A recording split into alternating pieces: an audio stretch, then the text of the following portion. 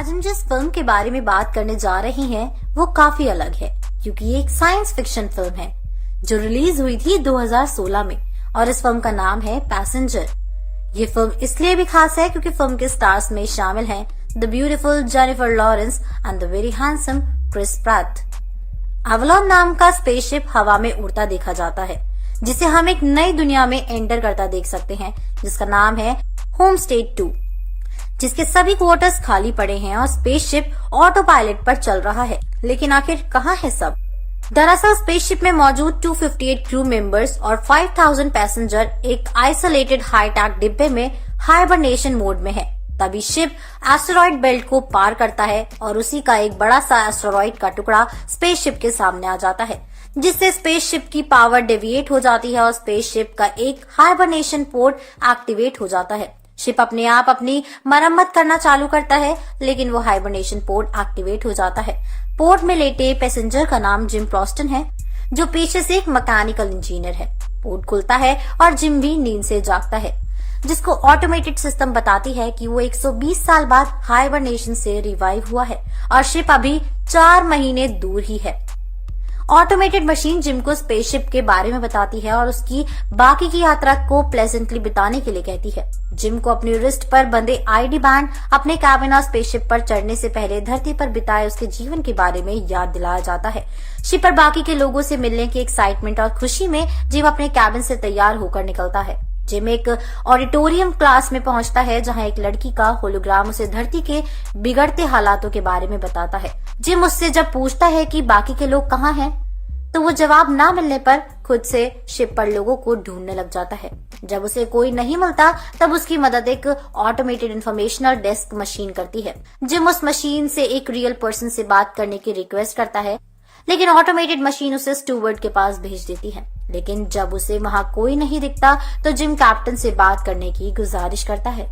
जब gym observatory room में जाता है, तब उसे पता चलता है कि उनका शिप 90 साल होम स्टेट 2 से दूर है। वो वापस से मेन ऑफिस में जाता है और अर्थ पर कांटेक्ट करने की कोशिश करता है, क्योंकि उसे समझ नहीं आ रहा था कि वो हाइबरनेशन मोड में वापस कैसे जाए। जिस मशीन से वो अर्थ पर कांटेक्ट करने की कोशिश कर रहा होता है, वो उसे बताती है कि अर्थ पर उसका मैसेज पहुंचने में भी अभी करीबन 55 साल लगेंगे। ये सुनकर जिम निराश हो जाता है और थक कर वो शिप में ही मौजूद एक बार की तरफ जाता है, जहां वो एक आदमी जैसे दिखने वाले बारटेंडर को देखता है और उससे बात करता है। लेकिन जब जिम को बारटेंडर पर कुछ शक होता है, वो खड़ा होकर उसे देखता है और पाता है कि वो बारटेंडर दरअसल एक एंड्रॉइड है। वो उस एंड्रॉइड को अपनी प्रॉब्लम बताना चाहता है, लेकिन वो खुद उसे नहीं समझा पाता कि कैसे वो हाइबरनेशन से इतनी जल्दी जाग गया। लेकिन जिम हार नहीं मानता। अगले दिन उठकर वो खाने की मशीन की ओर जाता है, जिसमें मोस्टली अच्छा खाना गोल्ड पैसेंजर्स के लिए रिजर्व था।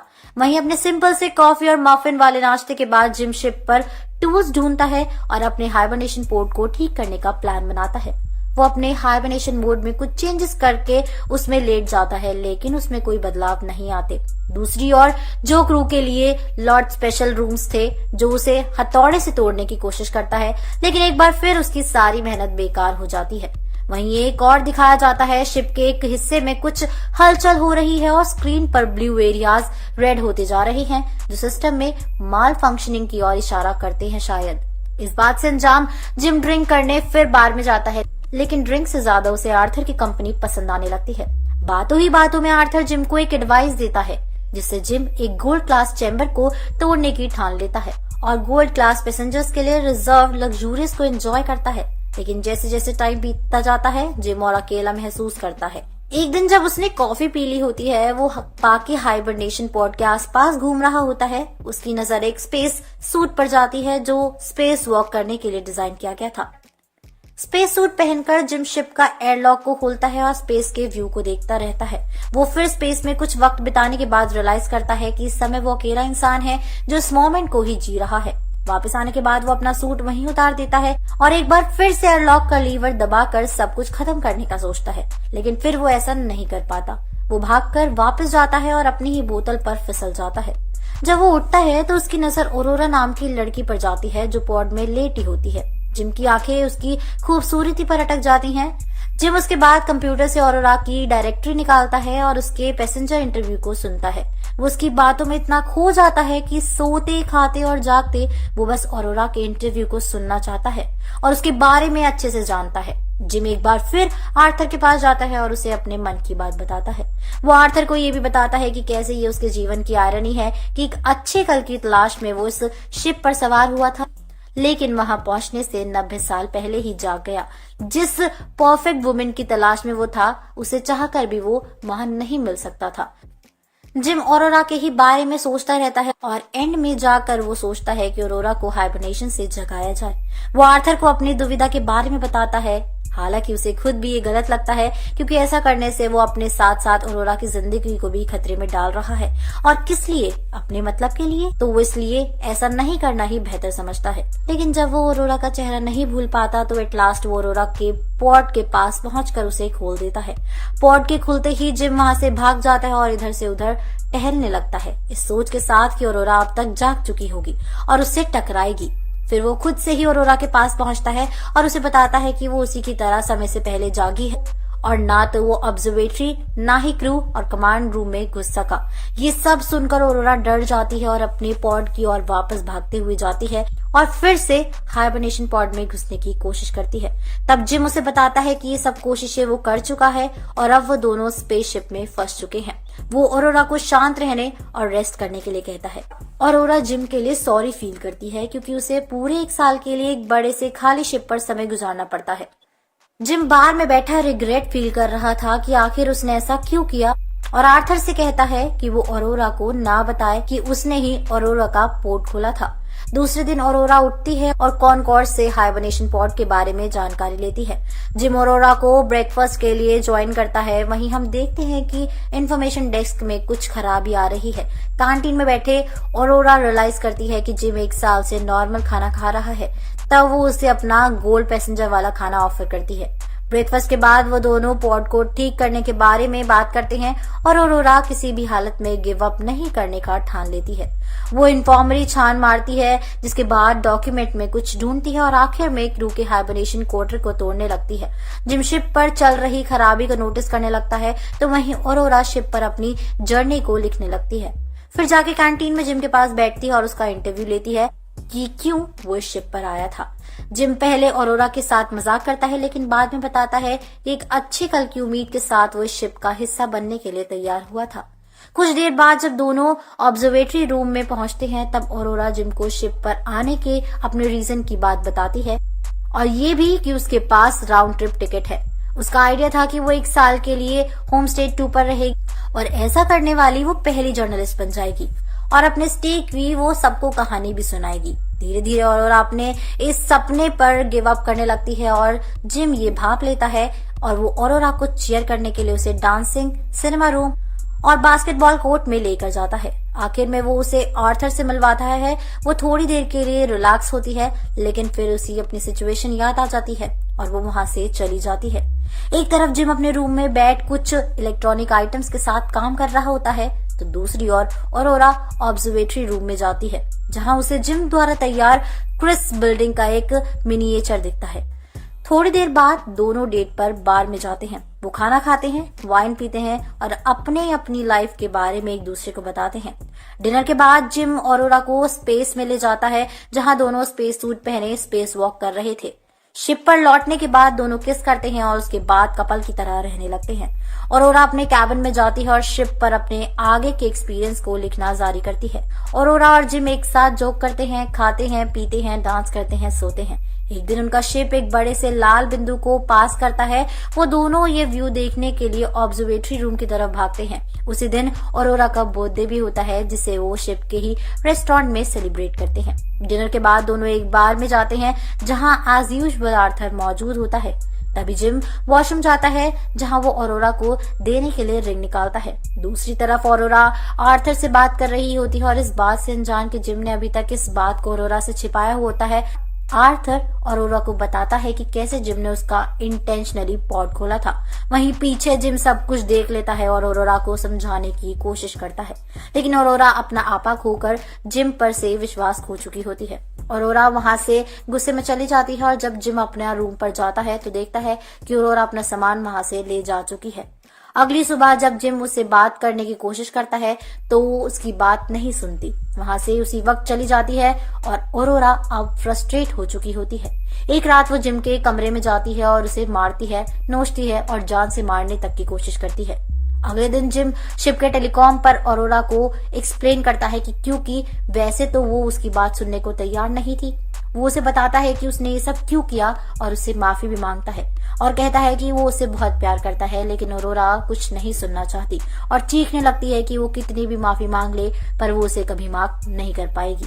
एक दिन जब जिम अपने कमरे में बैठा होता है, एक और माल फंक्शनिंग को नोटिस करता है और इस बार जो मेन कमांड होती है वो शट डाउन हो जाती है। जिम लिफ्ट में जाता है और तभी लिफ्ट खराब हो जाती है तो ऑरोरा जो कैंटीन एरिया में जाती है वहां जिम द्वारा एक ट्री को खड़े देखती है और उस पेड़ को नजरअंदाज करके वो खाने के लिए मशीन पर पहुंचती है, लेकिन अब मशीन में भी खराबी होने लगती है। सडनली टेलीकॉम पर दोनों डेक के चीफ की आवाज सुनते हैं जो कहता है कि कैंटीन में किसने पेड़ लगाया है। दोनों जब आवाज की ओर दौड़ते हैं तो वो गस मैनकुसो को अपने सामने खड़ा पाते हैं। दोनों गस से मिलते हैं और अपनी सिचुएशन के बारे में उसे बताते हैं। दोनों गस के साथ ब्रिज क्रॉस करके शिप के दूसरे छोर में जाते जाते वहां वो देखते हैं कि शिप में कुछ खराबी है। जब वो तीनों उस चैम्बर से बाहर निकलते हैं तो एक रोबोट उनके सामने फट जाता है। तो जब वो चीफ को बताते हैं कि कई दिनों से ये खराबी पूरे शिप में चल रही है, तब चीफ उन्हें बताता है कि ऐसा नहीं होना चाहिए था और चीफ जल्दी से जाकर कलेक्टेड डेटा की छानबीन करने लगता है और पोर्ट की तरफ जाता है। जिम भी उसके पीछे पीछे जाता है और जब चीफ ऑरोरा का पोर्ट देखता है तो समझ जाता है कि उसके पोर्ट के साथ क्या हुआ है, लेकिन कुछ नहीं कहता। बाद में जब चीफ और ऑरोरा उसी चैम्बर में सिस्टम की जांच कर रहे होते हैं तो ऑरोरा चीफ को बताती है कि जिम ने उसका पॉड इंटेंशनली खोला है और क्या वो वापस से हाइबरनेशन में जा सकती है, जिस पर चीफ उसे ना में जवाब देता है। जिम वहां सोलवे खराब रोबोट के साथ आता है, तभी गस को हाइबरनेशन की थकान चढ़ने लगती है और वो अपने कैबिन की ओर जाता है। जाते समय वो खून की खांसी करने लगता है। दूसरी तरफ ऑरोरा को रात में नींद नहीं आती तो वो स्विमिंग करने के लिए चली जाती है, लेकिन सिस्टम में खराबी की वजह से इस बार एक बड़े पैमाने पर खराबी देखने को मिलती है और शिप एक झटका मारता है, जिस वजह से ऑरोरा पानी के अंदर तक चली जाती है और बाहर आते आते वो अधमरी हो जाती है। वहां से बाल बाल बचने के बाद जब वो बाहर आती है तो जिम के साथ मिलकर गस को ढूंढती है। तीनों चैम्बर में पहुंचकर जानते हैं कि 2 साल पहले से सिस्टम में खराबी आ गई थी, जिस वजह से ही जिम का पोर्ट खुल जाता है और अब उन्हें उस खराबी की जड़ को ढूंढना है और उसे ठीक करना है, वरना उनका शिप स्पेस में ही रह जाएगा और अपनी डेस्टिनेशन पर कभी नहीं पहुंच सकेगा। तीनों ऑब्जर्वेटरी में जाकर उस शिप में हुई खराबी को देख लेते हैं, लेकिन तभी गस जमीन पर गिर जाता है। गस को उठाकर दोनों इन्फॉर्मरी में ले जाते हैं, जहां पता चलता है कि गस के पास कुछ ही समय रह गया है। गस फिर अपना आईडी ब्रेसलेट जिम को दे देता है और उसे शिप में हुई खराबी को ठीक करने की बात बोलता है, लेकिन एकदम से शिप की लाइट्स लाल रंग में बदल जाती हैं और शिप हिलने लगता है। जिम ऑरोरा को उसकी मदद करने के लिए कहता है और दोनों इंजीनियर रूम की तरफ भागने लगते हैं, लेकिन शिप में एक और ग्रेविटी डिफेक्ट आ जाता है, जिसका इफेक्ट हम इस बार आर्थर पर भी पड़ता देख सकते हैं। जिसके बाद दोनों रूम में पहुंचकर प्रॉब्लम ढूंढते हैं और उन्हें पावर प्लांट में खराबी दिखती है। जैसे ही जिम हैच को ओपन करता है तो वो हैच ऑरोरा को अपने अंदर सक कर लेता है। फिर पता चलता है कि एस्टेरॉइड से हुई टकराव से उस एरिया में खराबी आ गई है। जब जिम भी ग्रेविटी के उलट उस एरिया में सक होने लगता है तो वो हैच का दरवाजा पकड़ लेता है, लेकिन वो भी अंदर ही चला जाता है और बड़ी मुश्किल से दोनों मिलकर उस ब्रीच को सील कर पाते हैं। लेकिन जिम पता लगाता है कि शिप में एक नहीं बल्कि एक से ज्यादा ब्रीच है।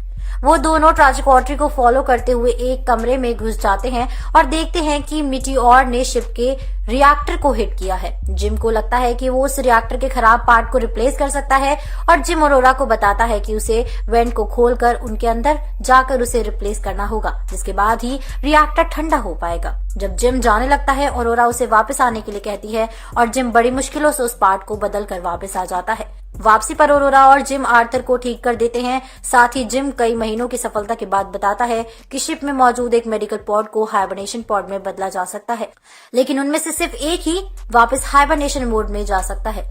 और जैसा कि उसने ऑरोरा के पॉड को इंटेंशनली खोला था तो ऑरोरा ही वापस से हाइबरनेशन मोड में जाना डिजर्व करती है, लेकिन ऑरोरा वापस जाना नहीं बल्कि जिम के साथ शिप पर अपनी बाकी की जिंदगी बिताना चाहती है।